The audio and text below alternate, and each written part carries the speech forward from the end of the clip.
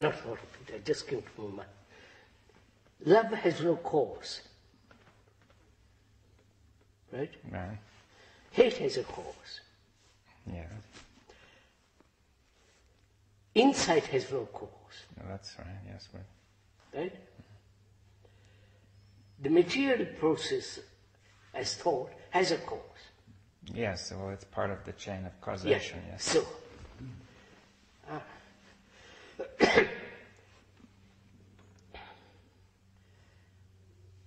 that which has no cause, can it act ever upon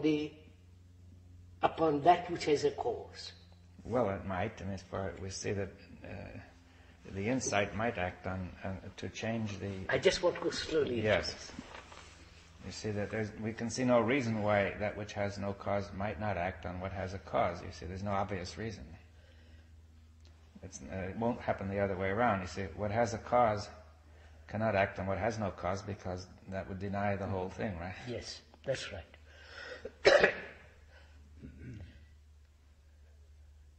But apparently, apparently, the action of insight has an extraordinary effect on the material process. Yes, so as to change the whole causal. Yes. It may produce, it may wipe out some causes, for example. Yeah. No, it wipes out. I know what wipes out. Slowly, I want to go slowly.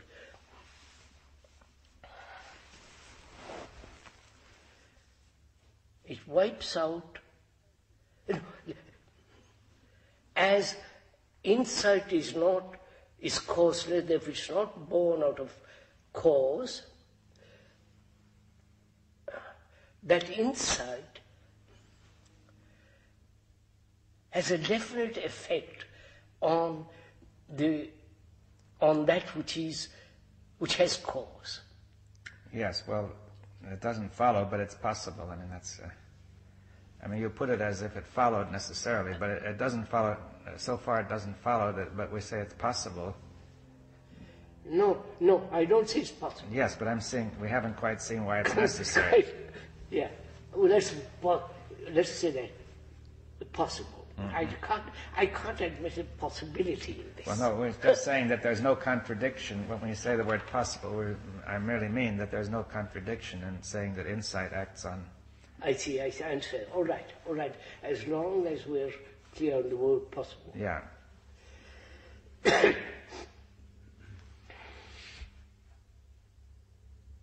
No, you must be careful. Love being without cause and hate has a cause. Yes. The two cannot coexist. Yes, that's true. That's why there's a difference, you see, between love and insight. Yes.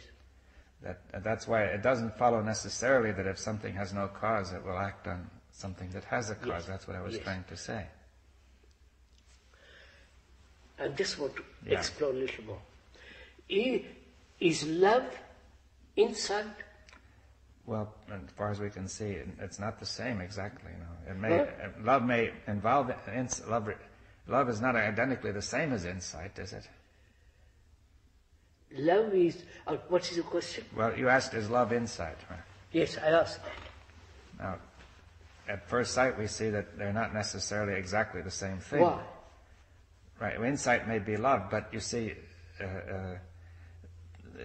insight also occurs in a flash, you see, for example. It's in a flash, of course. Yes. And that flash alters the whole pattern. That's right. Right? Mm-hmm. But that flash operating on the whole pattern uses the pattern in the sense, in argue, reason, logic, and all that. I don't know if I'm making myself. Yes, well, I think once the flash has operated, then the pattern is different, right? Yes. And therefore, it would be more rational. I mean. No, what I'm trying to say, you have a flash. Yeah.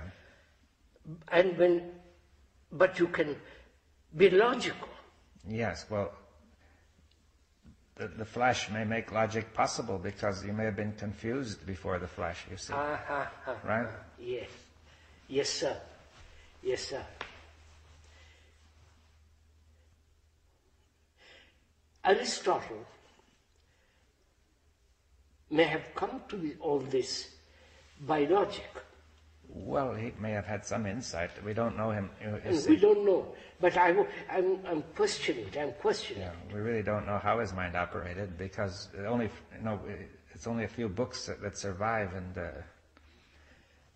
would you say he has insight by reading few books? Well, I haven't really read Aristotle directly, you see, so very few people have because it's hard, and it's very few people have actually read Aristotle, what he directly said.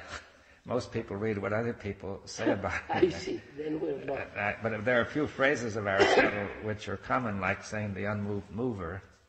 And he has seen some things, or at least which suggest that he was quite intelligent at least. No, what I'm trying to say, insight is not partial, ever. Well, I'm talking of total insight, not partial insight. Krishnamurti, could you explain that a little bit more? What do you mean by not partial insight? An artist can have a partial insight. Right? Yes. A scientist can have partial insight. I'm talking, where X is talking about total insight.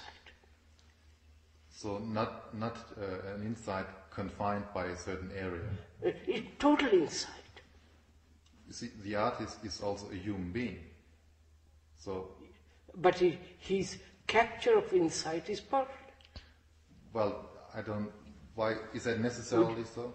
But you see, he's also. You discuss it, sir. Well, is it that it's directed toward art, painting, or whatever the art is? Well, that's of course something different. Yes. So you mean an insight that illuminates a limited area or subject? Is that what you mean by partial insight? Yes, directly and... Yes, and it concerns that. That's right. And then then what would be total insight would encompass what? The total human activity.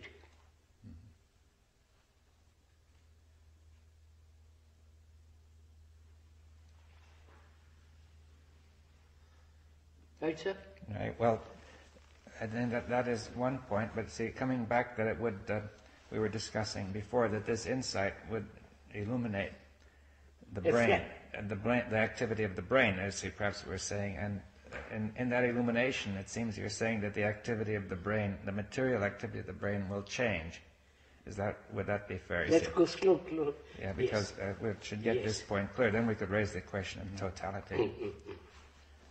Now, we're saying that insight is an energy, perhaps, which illuminates the activity of the brain, right? Yes. And in that illumination, the brain itself begins to act differently. That's right, sir. That's all. You're quite right. That's what takes place.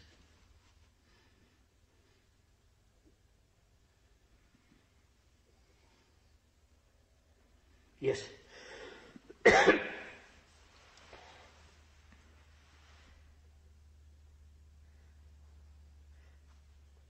Right? Right. Now, this illumination, we say its source is not in the material process. It has no cause. It has no cause. But it is a real energy. It is, yes, it's pure energy. A pure energy. That's right, sir. And it's like saying that we know the lightning flash has a cause, but it flashes on the ground which is not connected with the cause of what's on the ground. Correct. That is, iron filings are all helter-skelter. You put a magnet, suddenly they're all in order. Well, that's a cause, you see, that's the magnetic field acts as a cause, you see. yes, sir, that's quite right. Which means, is there action without cause? Huh? Yes. Of course. Without time, you see. Huh? And cause implies time. Time, of course there is.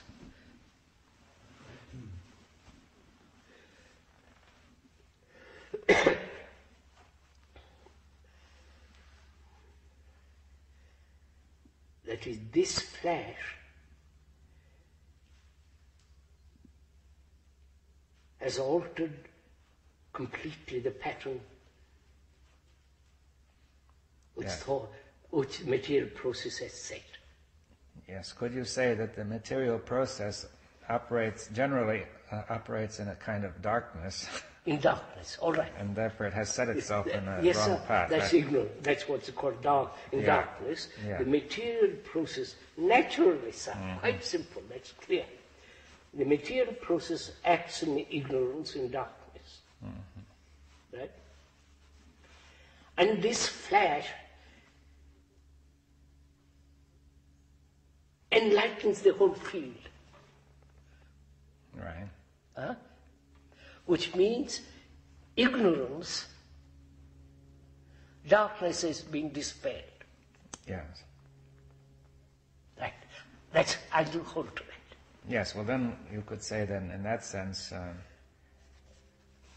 see, darkness, we were just saying, darkness and light cannot coexist in the sense, by obvious reasons. Obviously. But nevertheless, the very existence of light is to change the process Of darkness. Yeah. Quite right. I hold quite right. But what can trigger the flash? Well, yes. What? What will produce the flash? Wait, I haven't come to that yet. Yeah. I want to go step by step into this, otherwise we'll get... Yes, now then let's make it very clear then that you're saying that the material process of the brain can depend on this flash which has no cause, which therefore is outside the chain of ordinary material process. Yes. Wait, now you don't know what, therefore all right, well that's as far as we can say, right? So it has, no, so Right. what has happened? Yes. The material process has worked in darkness and has brought about such confusion, all the rest of it, the mess that exists in the world. And this flash wipes away the darkness, Yeah. right? Which means what? The material process then is not working in darkness, Yes. right? Right. But now let's make another point clear. You see that here is the flash, but it seems the light will go on. Light goes on. Right, but not in that immediate, it's still the light, right? Huh? Even the flash is gone, but the light is going on, right? Light is there. Yeah, Flash is the light. yes. But now we have to consider that, see, you have the flash now, right? Or at a certain moment. The flash is immediate. Yes. Immediate. But then, as you work from there is still light. You see, Now, why do you differentiate flash from light? well, just simply, the very word flash suggests something that happens in one moment. Yes. Now, we should clear this up, you see. Then we're saying your insight would only last in that moment. Now, let's clear it up, right? Yeah. Can we call it sudden light? I know, just a minute, I must go slowly. Yeah. What is this, sir? Well, it's a matter of language, you see, if we don't... Is it merely a matter of Maybe language? not, but we must, our ideas, our way of looking, you see, if you use the word flash, like the flash of lightning gives you light for that moment, but then the next moment you're in darkness, right? Yeah. Until the No, next it's flash not of like lightning. that. It's not like that. Right. So what is it? Is it that the light suddenly turns on and stays on? You see, What? The other view is to say the light suddenly flashes on and stays on. No. No, it's not that No, either. because when we put that question, stays on and goes off, Yeah. you're thinking in terms of time. Yes, well, we have to clear this up because the question is one that everybody will put, you see, unless Yes, you sir. clear it. The material process is working in darkness, in time, in ignorance, and so on, in knowledge, ignorance, all that. When that insight takes place, there is the dispelling of the darkness. Yes. That's all we're saying. But the material process, Wait, I'm coming.